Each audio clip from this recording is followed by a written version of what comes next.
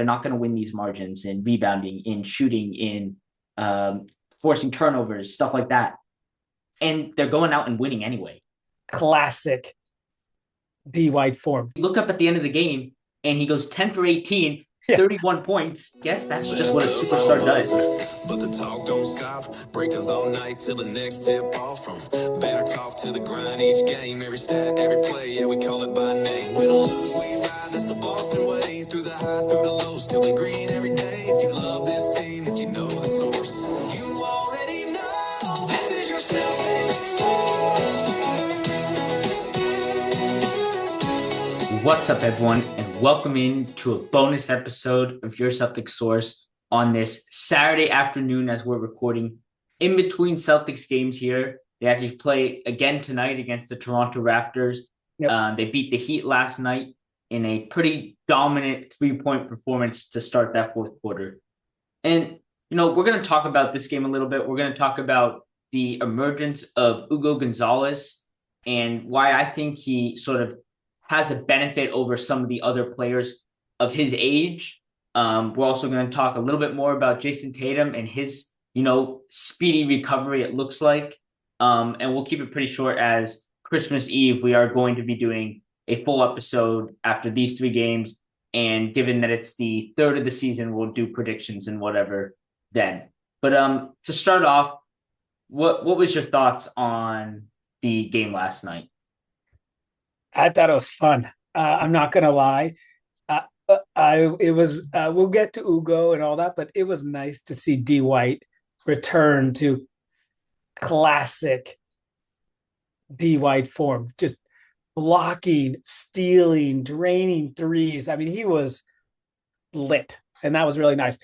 I feel like you can't ride Jaylen Brown all game, every game, right? We need those guys. Hauser came back. So it was nice to see the old guard step back to their form. And I do think this sort of leads into what you were mentioning about Ugo and some of the other rooks and stuff. Like those guys are now going back to sort of their form from last year and the year before in terms of percentages, whatever. I think that's giving opportunities to the younger generation to get quality time and to improve.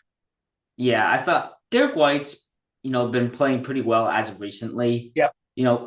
He in those two games that they lost, the Pistons and the Bucks before this game, he wasn't the problem for or the reason for their loss. He was playing pretty well. He's been shooting well as of the last week or so. Well, when I say week, I really mean like 4 or 5 games because they really played a game and whatever. They played and he's been great in December. Yes. He's been really good. Yes, but I mean, they played just 2 games in 11 days with the NBA Cup schedule and whatever. Yeah. But Jaylen Brown last night, he didn't look great, but you look up at the end of the game and he goes 10 for 18, 31 points, almost a triple-double, and you're like, I guess that's just what a superstar does, right? He has a bad game and you still end up 30 points. And near triple-double and not terrible efficiency either. I thought it was good. I do really think that we are starting to see, and I want to hear what your thoughts are about Ugo, but we're seeing, Jordan Walsh sort of broke out first. Obviously, Kate is having a good season, but we are seeing those sort of next level players starting to really improve and be real contributors on this team. Yeah, we'll get to that in 1 second, but on the Jaylen Brown conversation, he made 10 of 11 free throws. Thank you. How long have we been waiting for him just to, finish off the performance that he's already having with the 5 extra free throws that he should be making a night? Right? He already doesn't get to the line often, as I've said multiple times. Well, what I liked most about that game was, it was a pretty close game. It was tied at half, I think 56s or something. And but the Heat are a tough team and they just put their foot on the gas and they ran away with it in the end of the third quarter, really fourth quarter. Like they just won that game. They just took over and won that game. And I think we need to see that against, I'm not saying the Heat are the toughest opponent, but they're not an easy team. And so it's good to see us. They're one of the, so it's good to see that the Celtics doing that against good teams. Yeah, and funny enough, they are I think they're like fourth in offense this season. Like the eye test just does not say that, but the numbers say that they're one of the best offensive teams this season. And I just find that so confusing how we look at this team every night and they have stretches where they can't put the ball in the basket. They have stretches where they go cold from three, like any team. But it just seems like with the way that they don't get to the line often and they're so reliant on the three, how do you look up and you see that they're one of the top offensive teams in the league? Yeah, it's interesting. I mean, And we'll see. I think it's been good adaptation by Joe Mazzulla with this team, right? This team sort of found their way. They found their offense. Still work to do, but the question is going to be when, not if, our man JT comes back. What does that do? Like, what is that? Does that instantly elevate them, or do they have to kind of like play 10 games and figure out, like, again, now we had a rhythm, now we need a new rhythm, right? There'll be a little bit of that for sure. Yeah, I don't want to go too in depth with that now. I think we'll talk about that he's later. not coming back for weeks.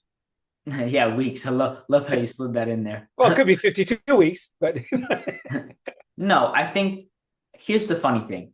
I think the Celtics are secretly hoping that Jayson Tatum still is not ready to return. Just because I think that they don't want him to risk it. And at some point, obviously it's on the doctors, but at some point, if the doctors have cleared him and they say, oh, you could use another week or so, but Jayson Tatum's itching to go, I think, they're going to have to please their superstar. I don't think a week is going to make a difference one way or the other. No, but it's like a month that would be an issue, not a week. But yeah, right. But I'm saying like the doctors say, yeah, he's ready to go, but it would be nice to see him sit out another 2 weeks or whatever. At that point, I think Jayson Tatum just takes over and he's like, yeah, I want to play. I've been working, whatever. It seems like, he's trying to like break some record of like fastest guy to return and be, which I don't know. That's not a good record to set, but like, I mean, he's motivated, which is the biggest thing. Yeah, he's not going to come there. He's not going to play, I believe, until he's 100% ready. I think but he's going to do everything in his power to get there. So, yeah. Okay. Who do you want to talk about? Yeah. Well, there's more I want to say about him, but I'll save that for later. All right. Hugo Gonzalez.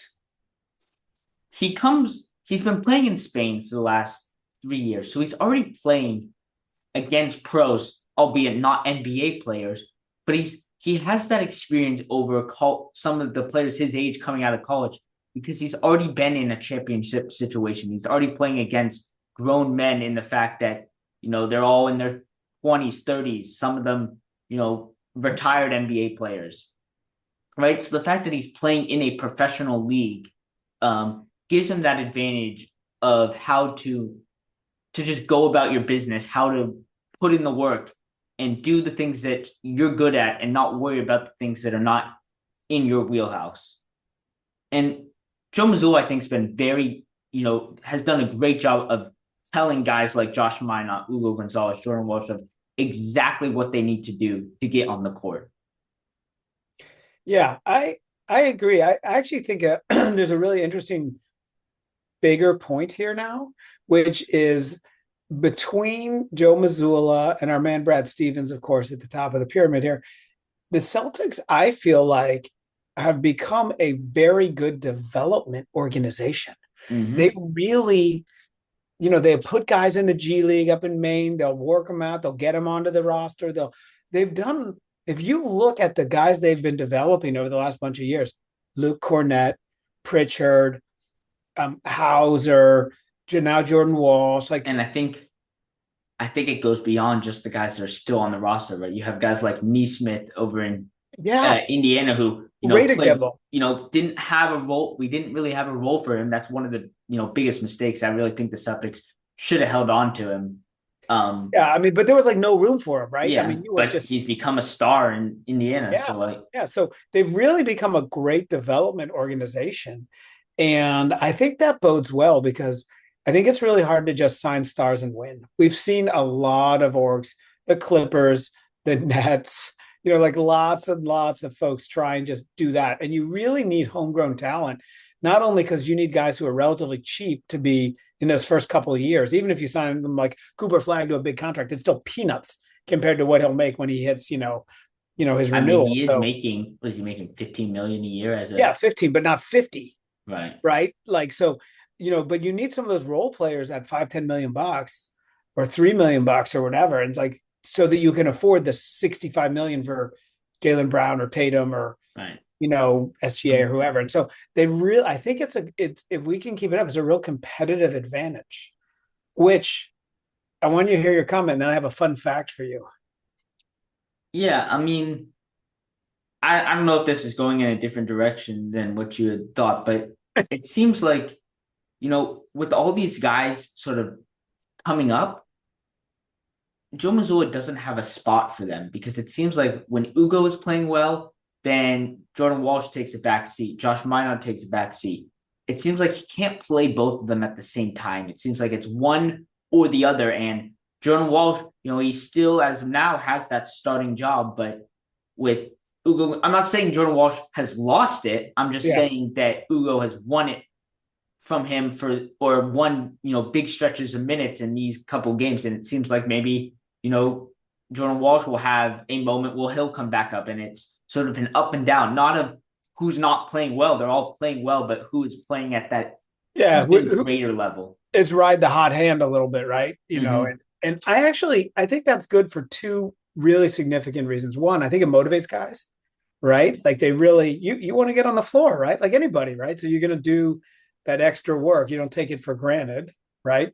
But the second thing is actually, and this brings me to the little tidbit I'm going to share with you, but it actually helps us elevate trade capital because we can't keep all these guys.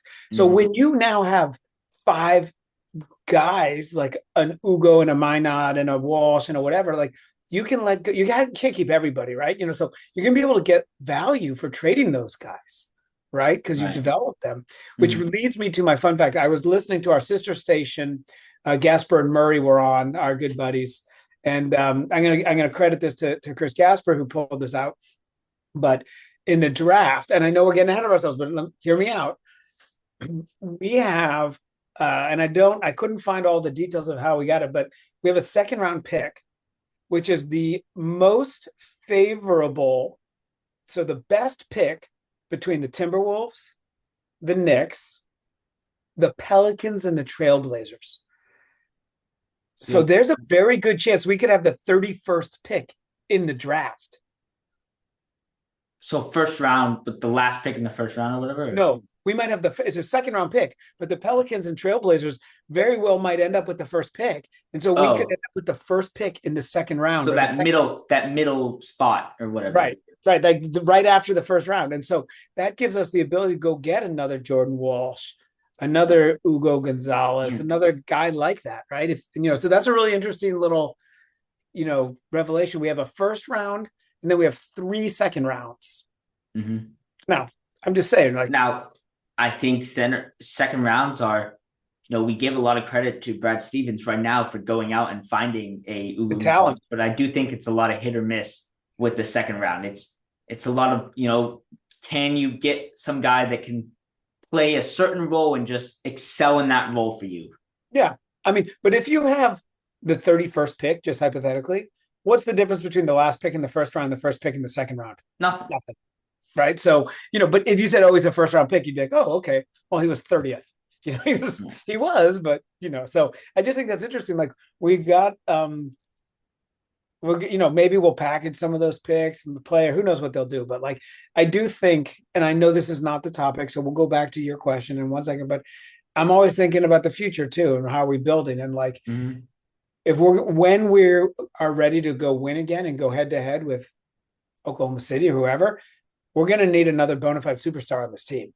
Right. Yeah. Did you see the game last night? I didn't. I wasn't able to catch it. I think probably the best regular season game of the season. Was it? Wolves and Thunder going at it. Wolves win. Yeah. Thunder now have 3 losses on the season, 2 in the last week. Yeah. Ant is just, that guy is just that shot that Anthony Edwards. So I don't know if you saw the actual play, but Anthony Edwards, right, Chris Finch gets ejected early in the first quarter for Yeah, arguing the fouls and whatever. And it's a pretty close game. And then and Anthony Edwards just calls game with, what is it, 5 seconds left, and just hits a step back three right in uh, uh forget who was guarding. Oh, right in Dort's face, or whoever was guarding yeah. him. Yeah. I mean, I feel like he's taken a couple of years, but he's a killer. Yeah, and I I mean, actually, he's a you know, killer. he's one of my favorite players outside the Celtics to watch. There are definitely,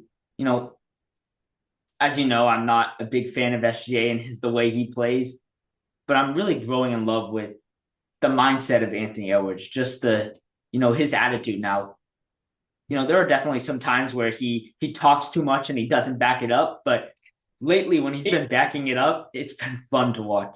he definitely might have the biggest mouth in the NBA on the floor. That's be a good question. There's a classic Celtic and Timberwolf, so maybe it's in the water.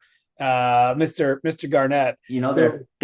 They're retiring his number in Yeah, I know, Minnesota. but no, notorious crap talker, and Anthony Edwards is I think following in his suit. And one of the best stories I ever heard about that, by the way, I can't remember the player. So he was gonna play Garnett, and he knew he was a rookie, and he knew he's from New Zealand, and he knew that Garnett was going to come right at him and just be in his ear, and just like try and throw him off his game. He's a pretty good rookie. I have to look it up. And so he gets on the floor, and sure enough, Garnett, like in the first 5 minutes, is just at him, and he's like, "No Inglés, no Inglés," but he's from New Zealand. And then Garnett left him alone the rest of the game. So I think that's a pretty funny story. Anyway, we're digressing a little, but it's a holiday episode, so that's okay. But as we I don't even know where we were when we got into.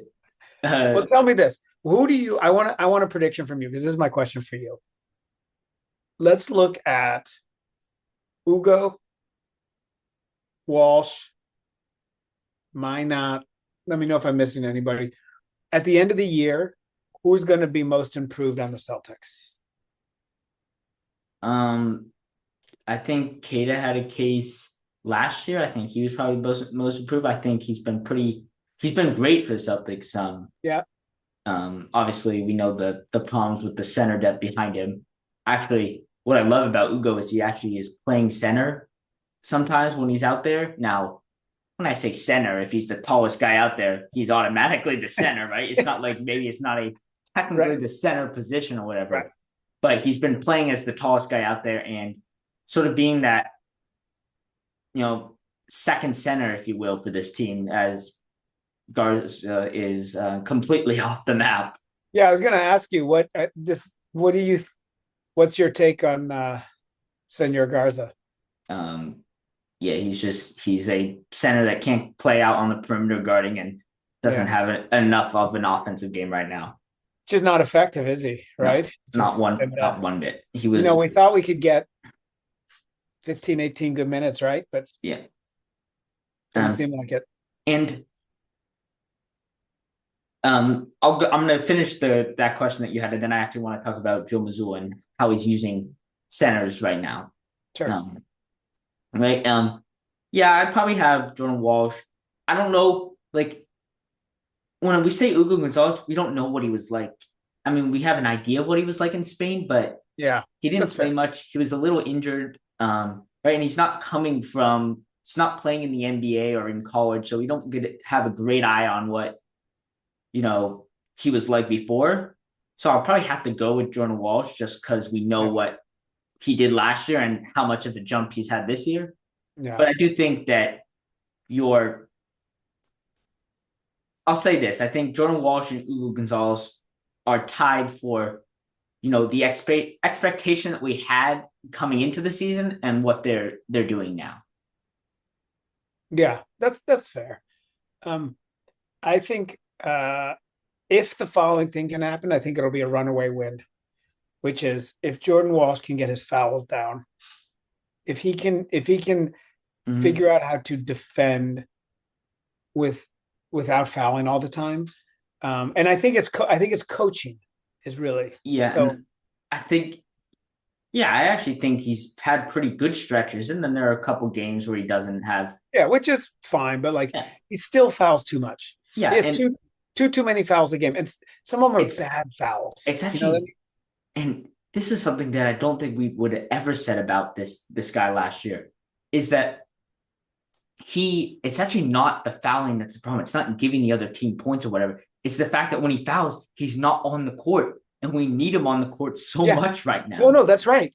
That's right. It's exactly right. Which is those fouls take him off the parquet when we Like need him, it's and not like they're they're not a lot of those fouls. And again, I haven't reviewed all the film, but they're a lot of them are not good fouls.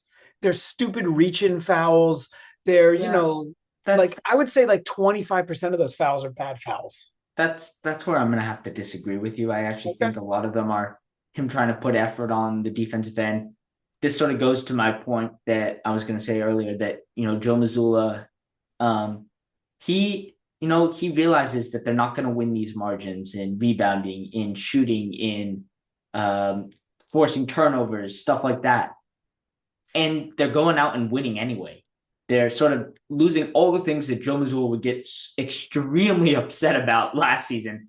And he's just put that mindset on that, yep, we're just going to win by hitting these ridiculous 3-pointers that, you would expect to come down. But, I think that's just the way the Celtics have to win. They just hit these, they go in these sort of stretches where they just, like we saw against the Heat, where they just hit tons of threes and sort of, put the game on ice, and then they'll have these stretches where they do the opposite and they lose a game. But there's not really consistent play with this team. It's just, Yeah. When that moment comes, probably usually in the third quarter, the Celtics haven't been great in the third quarter, but if they can find that stretch, late second half or late third quarter, early fourth quarter, it's deciding all these games for the most part. Yeah. I know we're going to do a little wrap up a third of the way through the season, but give me a heat check. Did you think this team would be where they are today? No, I think we'd have them at 500. I mean, right? I think they have overachieved so far. I think you have to. Yeah, I mean, Yeah, got to give them credit, right? I always believed. okay. I always believed, but some people did not. Question of the show here. Sure. Can they get 50 wins? I mean, Right? can they? Yes. With Will this they? record, this record would put them on pace for 48.5 wins or something. That's a good. I'd have to look up what the new under over is. I'm sure it's under 50. Yeah, I'm I sure have to look at the schedule. Let me look at the schedule. I'm going to answer this right now. I got to pull because that to me that dictates a little bit how many more times we got to go west, right? Well, we haven't played that many West, right? We I still know have the that's what I'm Nuggets. saying. So, Oh, we have the Nuggets, we have the Wolves, all right, we have the Spurs still. all right. Here, let's see. I'm going to count. I'm not going to do all the games because that's stupid, but I don't see anything that scares me in the whole bunch. We got a Nuggets. We got the They play a lot of their games late, actually. Right, Yeah. a lot of those West games they play late.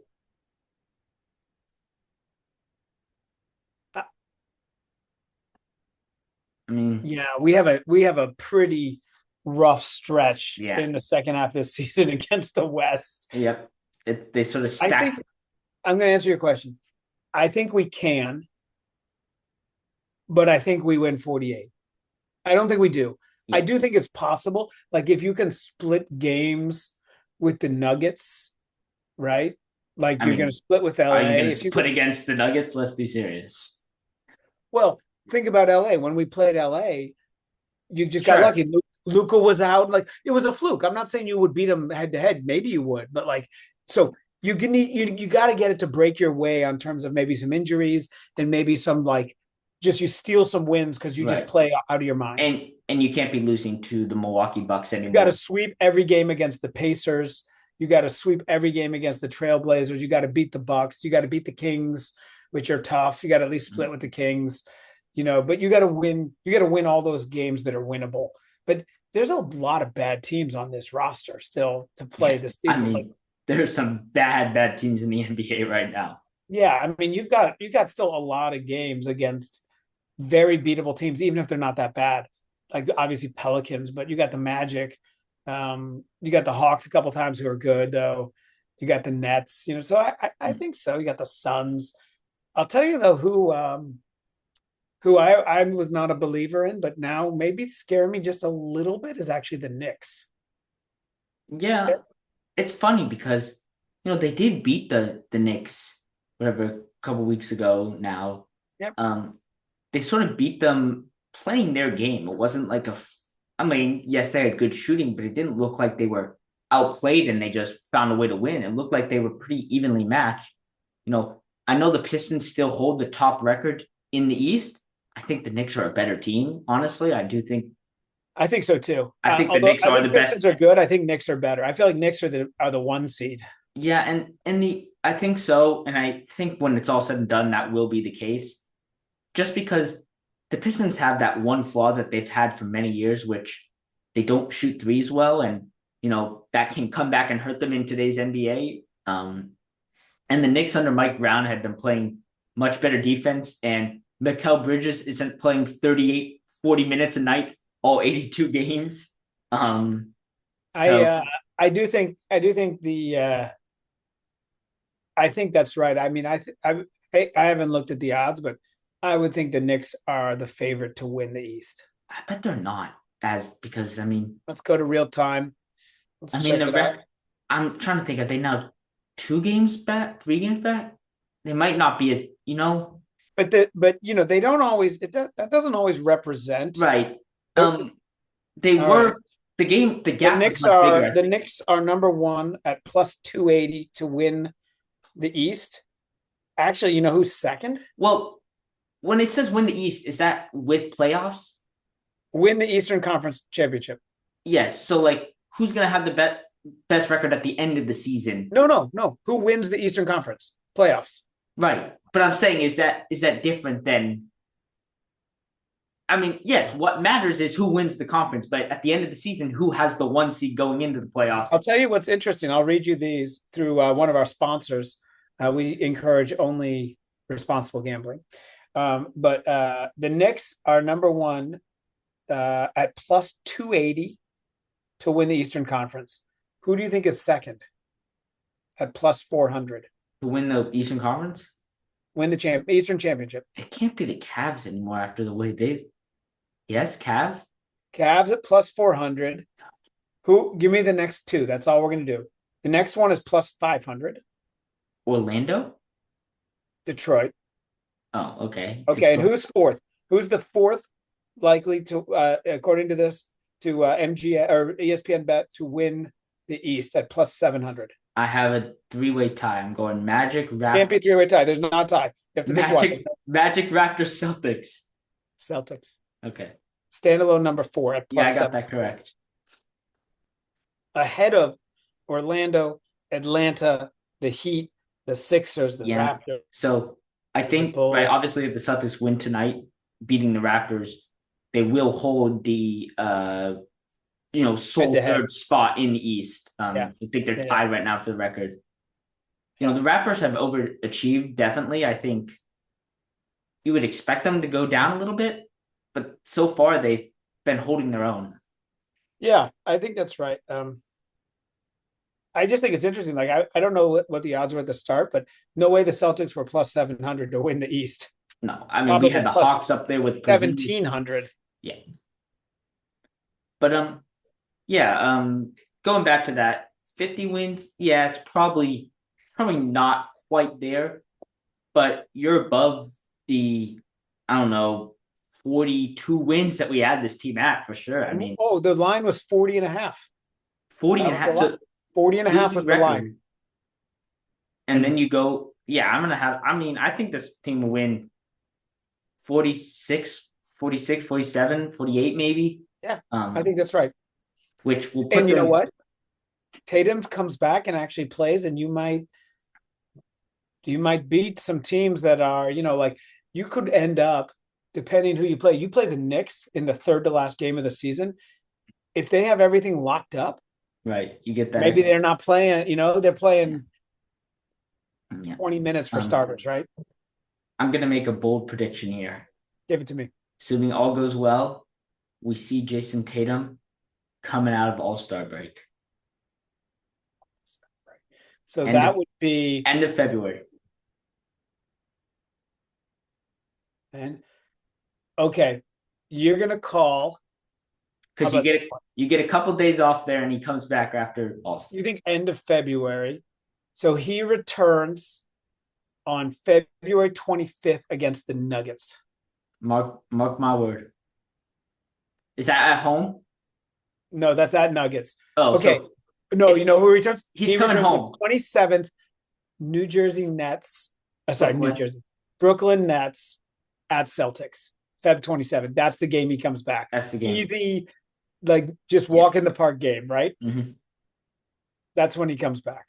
Yeah. And then we play the Nets. Oh. We play the 76ers. Then we go to the Bucks. Then the Hornets come here. And then March 5th, the Mavs come back to the Garden. That's a great stretch for him to come back into. Right? Right. Beat up on the Nets. Beat up on the 76ers. Tough game with the Bucks. Beat up on the Hornets. And then get your mettle tested against the Mavs. Right? I mean, the Mavs are playing well as of recently. I know. They're a real team. And then you play the Cavs and the Spurs. So then you got to get... Well, we'll see. I mean, I'm sure the Cavs are going to get out of this flunk that they're in right now. I mean, they have to. Yeah. But we'll wrap it up. We'll wrap it up here. Thank you guys so much for watching. You can check out this podcast on Spotify, Apple, Amazon, wherever you get your podcasts.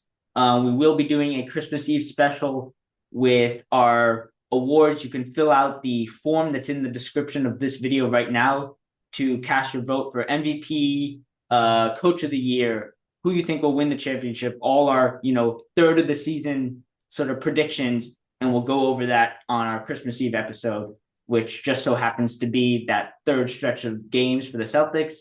As you know, we're doing full podcast episodes after every third Celtics game. So as we're recording this, they play tonight against the Raptors, Pacers Monday night. Make sure to check out the instant reactions after both these games. And until next time, go C's. Go C's.